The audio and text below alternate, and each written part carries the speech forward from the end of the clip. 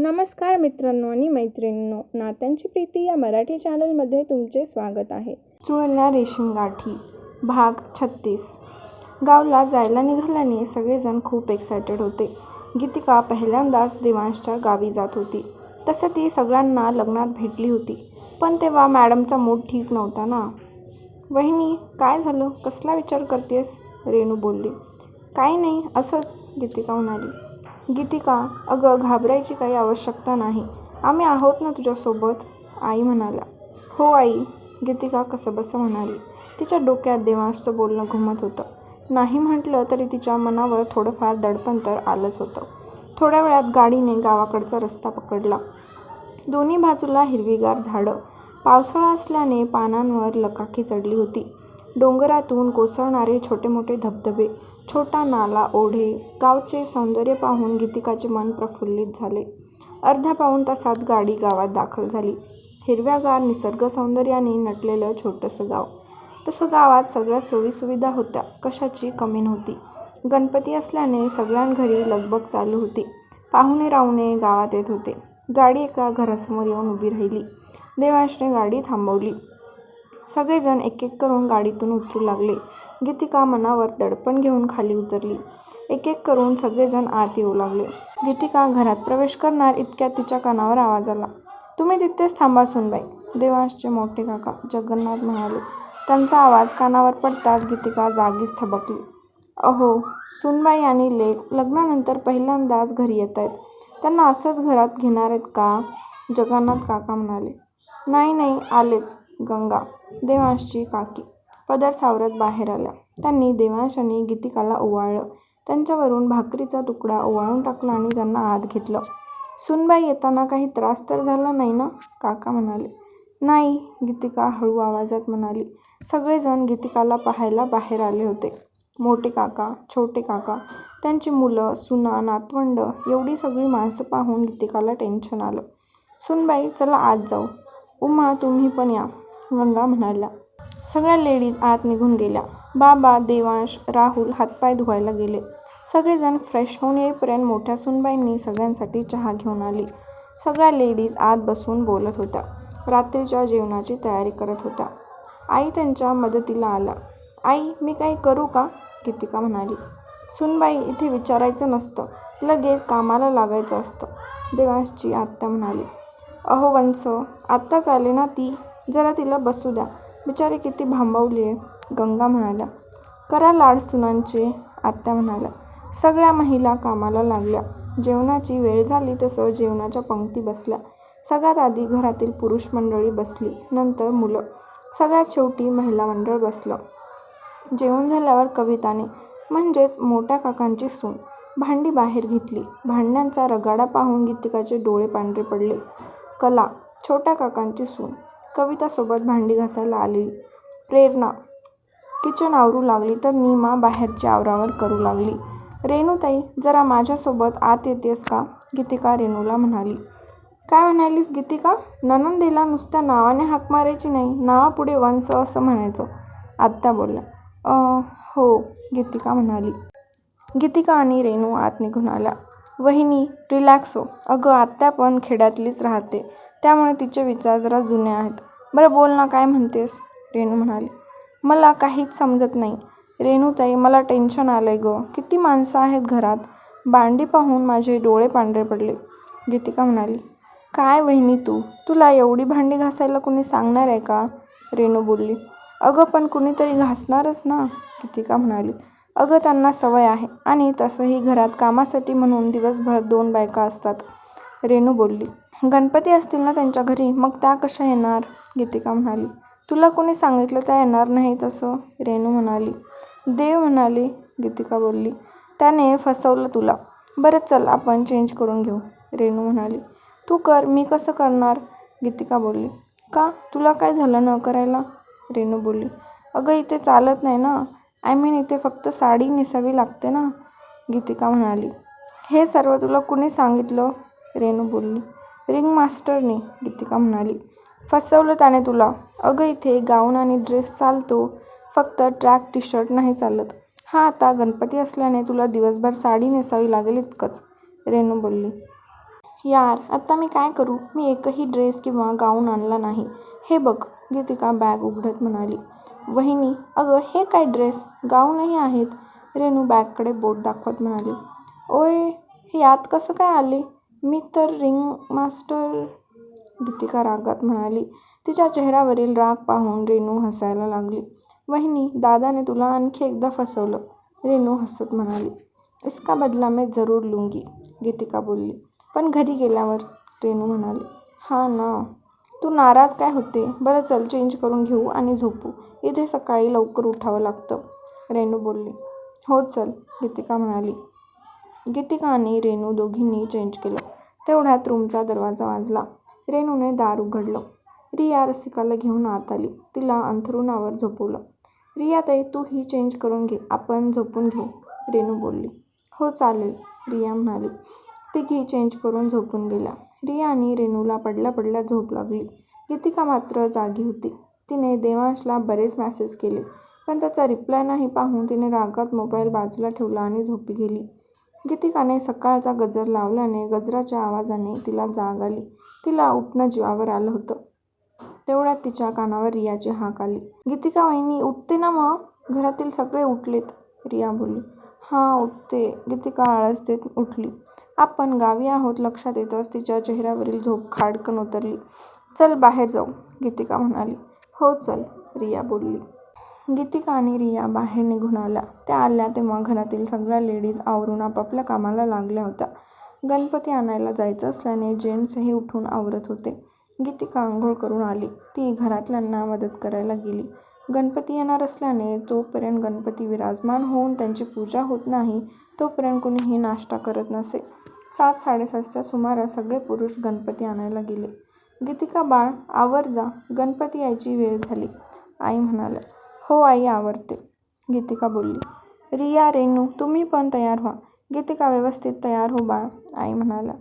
हो आई, गीतिका आवरायला निघून गेली. गणपती बाप्पांचे आगमन झाले तसं मोठ्या काकीने ओवाळून त्यांना आत घेतलं. भटजी काका आले. त्यांच्या हस्ते बाप्पाची स्थापना केली. सगळेजण आवरून बाहेर येऊन थांबले होते.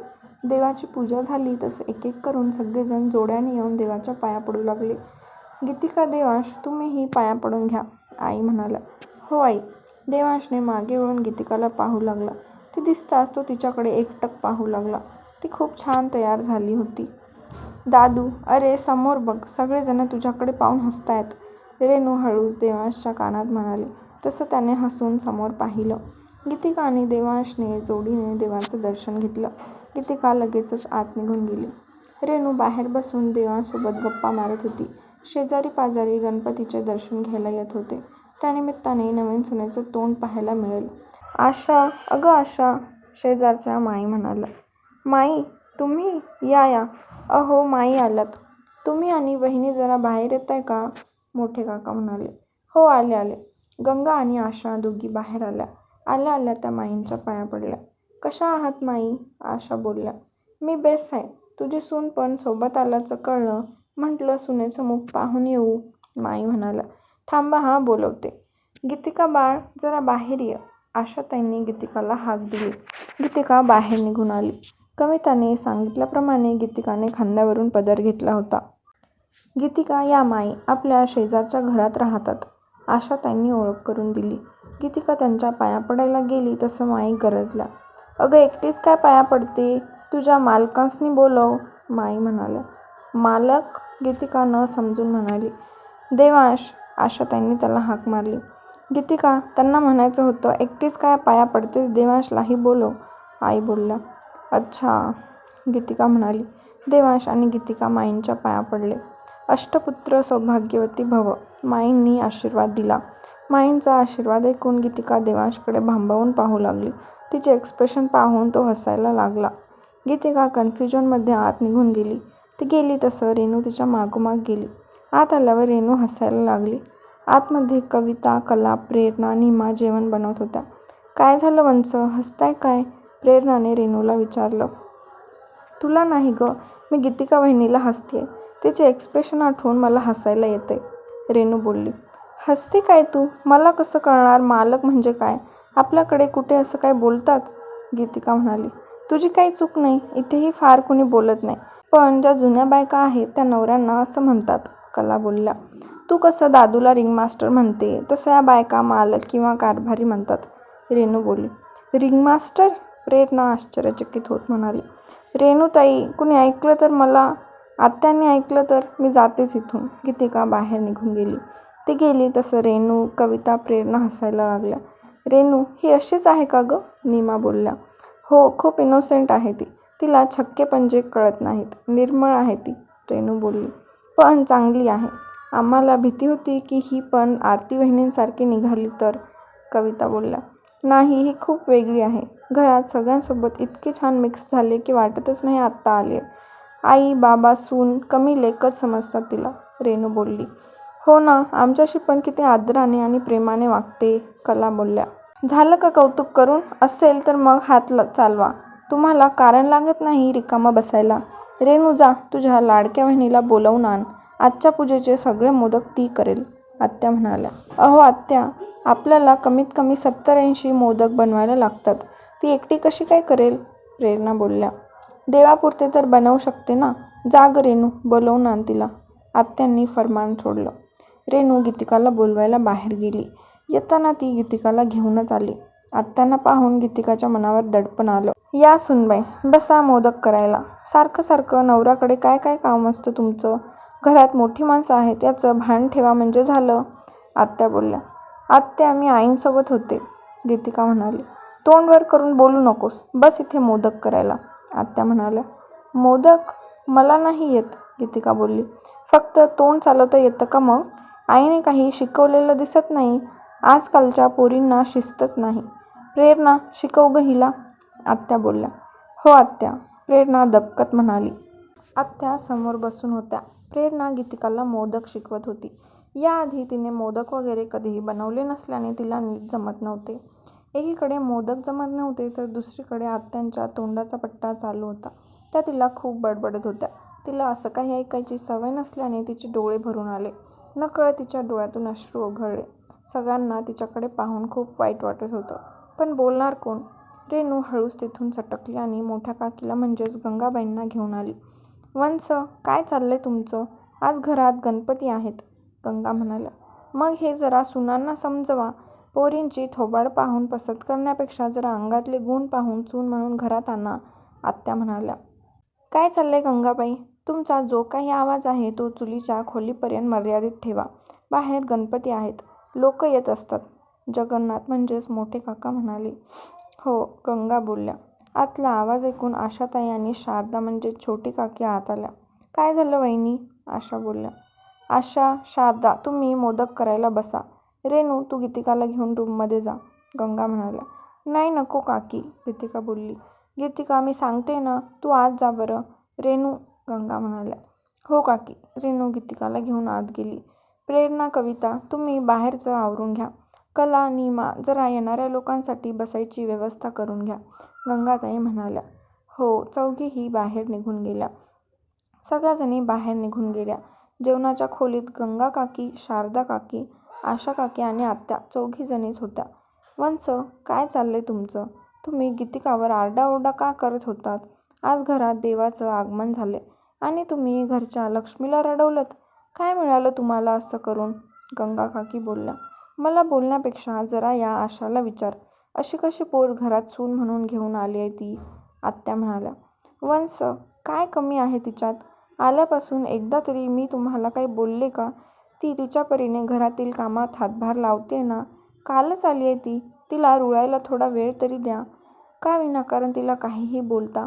मगाशी पण तुम्ही तिला नवऱ्यावरून बोललात, ऐकलं मी. मला सांगा, थांबली ती तिच्या नवऱ्याजवळ तर बिघडलं कुठे, गंगा म्हणाल्या. वहिनी, आम्ही आल्यापासून ती एकदाही त्याच्याशी बोलायला गेली नाही, आशा म्हणाल्या. अगं पण गेली तर बिघडलं कुठे? नवरा आहे तिचा. त्याला काय पाहिजे काय नको हे तीच पाहणार ना. आता सुना आल्यात तर घेऊ दे ना त्यांना त्यांच्या नवऱ्याची काळजी. आजपर्यंत आई म्हणून आपण बघतच होतो की.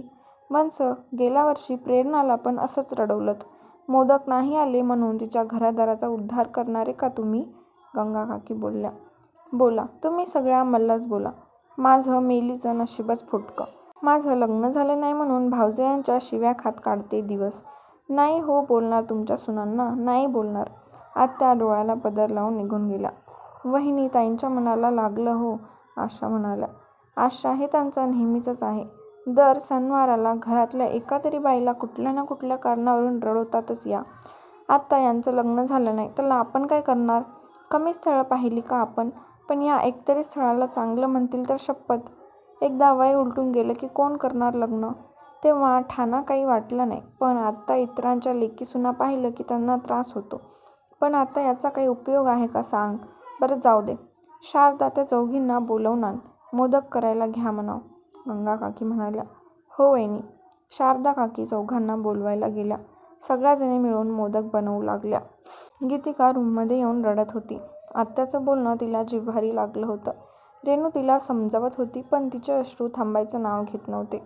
वहिनी मी दादूला बोलवू का? रेणू म्हणाली. नाही नको प्लीज, नाहीतर आत्यांना वाटायचं मी मुद्दामून सांगितलं. गीतिका बोलली. कोण बोलेल तर मी देईन उत्तर. तू असं रडू नको गं. आता तुझी काही चूक नाही. मी तुझ्यापेक्षा मोठी असून मला मोदक करता येत नाही. तुला नाही आले तर आभाळ कोसळत नाही. आणि तू प्रयत्न तर करत होतीस ना. तू थांब इथे, मी आलेच. रेणू देवांशला बोलवायला बाहेर गेली. रेणूने खुणावून देवांशला आत बोलवलं. काय झालं रेणू? तुझा चेहरा इतका सिरियस का आहे? सगळं ओके आहे ना? देवांश म्हणाला. आत्याने नेहमीसारखा घोळ घातला. गेल्या वेळेस प्रेरणा वहिनी तसा आत्ता. रेणू बोलली. गीतिकाला? देवांश म्हणाला. तू जरा बोल ना तिच्याशी. आत्ता खूप बडबडली रे तिला. रेणू बोलली. कुठे आहे ती? देवांश म्हणाला. आत आहे, चल तू. रेणू देवांशला घेऊन आत आली. तो आत निघून आला. तो आला तेव्हा गीतिका बेडवर बसून होती. रडून रडून तिचे डोळे सुजले होते. ओठ थरथरत होते. देवांश तिच्या शेजारी येऊन बसला. त्याने तिला हाक मारली. गीत. देवांशने तिला हाक मारली. तुम्ही इकडे काय करताय? आत्याने पाहिलं ना तर त्या ओरडतील. तुम्ही आधी बाहेर जा बघू. गीतिका म्हणाली. इतके घाबरतेस काय तू? आत्ता काय तुला खाणार आहे का? देवांश म्हणाला. खाल्लं तरी चालेल, पण बोललेलं नको. तुम्ही माझं ऐका ना, जा ना बाहेर. गीतिका म्हणाली. तू घाबरू नकोस इतकी. बाकी बरी सगळ्यांना सुनवतेस. आत्या बोलली तर इतकं रडायला काय झालं? देवांश म्हणाला. तुम्हाला नाही कळणार. गीतिका म्हणाली. गीत, या अशा गोष्टी होत राहतात. तू प्रत्येक वेळेस असंच रडणार आहेस का? मी असं म्हणत नाही की तू उलट उत्तर दे, पण प्रत्येक गोष्ट मनाला लावून घेऊ नकोस. अशाने तुलाच त्रास होईल. मला माहिती आहे, तू रूममध्ये निघून आल्यावर मोठी काकीने आत्याला नक्कीच समजावलं असणार. तिला किती कोणी बोला, ती सुधरतच नाही. आणि या वयात तिला आपण जास्त काही बोलूही शकत नाही. समजते ना तुला? देवांश म्हणाला. गीतिका म्हणाली. शांत हो तू. पहिले फ्रेश होऊन ये. काय अवस्था करून घेतली स्वतःची. सकाळी कसली गोड दिसत होती तू. एकदम मार्वलस ब्युटी. देवांश म्हणाला. म्हणजे आता चांगली दिसत नाही का? गीतिका बोलली. आता तर आधीपेक्षा छान दिसतेस. स्ट्रॉबेरीसारखी लाल लाल दिसते तू. देवांश तिच्या गालांवर ओठ टेकवत म्हणाला. अहो. गीतिका बोलली. अहो हो, कसली मस्त हाक मारलीस तू. परत एकदा बोल ना. देवांश म्हणाला. तुम्ही जा ना बाहेर प्लीज. गीतिका म्हणाली. बरं ठीक आहे, मी जातो. पण मला तू रडताना दिसता कामा नये. मला रडलेलं अजिबात आवडत नाही गीत. माहीत आहे ना तुला. थोडं स्ट्रॉंग व्हायला शिक आता. प्रत्येकाचं बोलणं मनाला लावून घेतलंस तर जगणं कठीण होऊन जाईल. समजलं? देवांश बोलला. गीतिका म्हणाली. गुड. बरं चल, मी बाहेर आहे. देवांशने तिच्या कपाळावर ओठ टेकवले आणि बाहेर निघून आला. नैवेद्य बनवून झाल्यावर दुपारी आरती करण्यात आली. बाप्पाला 21 मोदकांचा नैवेद्य दाखवण्यात आला. नैवेद्य दाखवून झाल्यावर जेवणाच्या पंक्ती बसल्या. आत्या सोडल्या सगळेजण व्यवस्थित वागत असल्याने गीतिकाने आत्यांच्या बोलण्याकडे दुर्लक्ष करायचं ठरवलं. सगळेजण आनंदात गणपती सेलिब्रेट करत होते. दरवर्षीप्रमाणे यावर्षीही घरात पूजा होती. जवळची ओळखीपाळखीची बरीच मंडळी जेवायला येणार होती. त्यामुळे घरात आजच तयारीला सुरुवात झाली. मोठ्या काकींनी सगळ्यांना कामं वाटून दिली होती, जेणेकरून कामांची गडबड होणार नाही. राहुल देवांश बाहेरच्या पडवीत बोलत बसले होते. इतक्यात राहुलचा मोबाईल वाजला. त्याने कॉल रिसीव्ह केला. फोनवरील बोलणं ऐकून राहुलला शॉक बसला. त्याने कॉल कट केला आणि देवांशकडे वळला. देव. राहुल म्हणाला. काय झालं दादा? देवांश बोलला. देव, आरती. राहुल म्हणाला. वहिनीचं काय? आज सकाळी आरतीला कोर्टात नेत असताना ती पोलिसांना चकमा देऊन पळून गेली. राहुल म्हणाला. काय? अरे पण असं काय शक्य आहे? म्हणजे ती पळून जाईपर्यंत पोलीस काय करत होते? देवांश म्हणाला. काही कळायला मार्ग नाही. पोलिसांनी सांगितलं की आपल्याला काही कळलं तर त्यांना कॉल करून सांगायचं. राहुल म्हणाला. ठीक आहे, तू टेन्शन नको घेऊ. सापडेल ती, देवांश बोलला. सापडू दे म्हणजे झालं. चांगल्या आयुष्याची वाताहात करून घेतली. स्वतःच्या पण आणि आमच्या पण. मला आधी वाटलेलं की आरती नसेल काही केलं, पण ते पासबुक पाहिलं आणि राहुल म्हणाला. तू नको इतका विचार करूस. बघूया आपण, देवांश बोलला. राहुल म्हणाला. बरं, मला एक काम आठवले, मी जरा जाऊन येतो. राहुलसोबत बोलून झाल्यावर देवांश बाईक घेऊन बाहेर निघून गेला. तर आपल्या गीतिकाची गावात मस्तच मजा आली. बाकी सगळं गावचं वातावरण एकदम मस्त आहे. पण फक्त आत्या आहेत जी गीतिकाला अधूनमधून काहीतरीच बोलत असतात, ज्यामुळे गीतिकाला खूप मनस्ताप होतो. तर काही प्रॉब्लेम नाही. बघूया आपण गीतिका गावातील वातावरणात कशी काय ॲडजस्ट होते आणि गणपती सेलिब्रेशन कसं पार पडेल. आणि आणखी एक महत्त्वाची गोष्ट म्हणजे आरतीने असं तरी काय केलं आणि आता आरतीसोबत काय होणार आहे, हे पण आपण पुढच्या येणाऱ्या भागांमध्ये पाहूया. चला तर भेटूया नेक्स्ट भागामध्ये. धन्यवाद.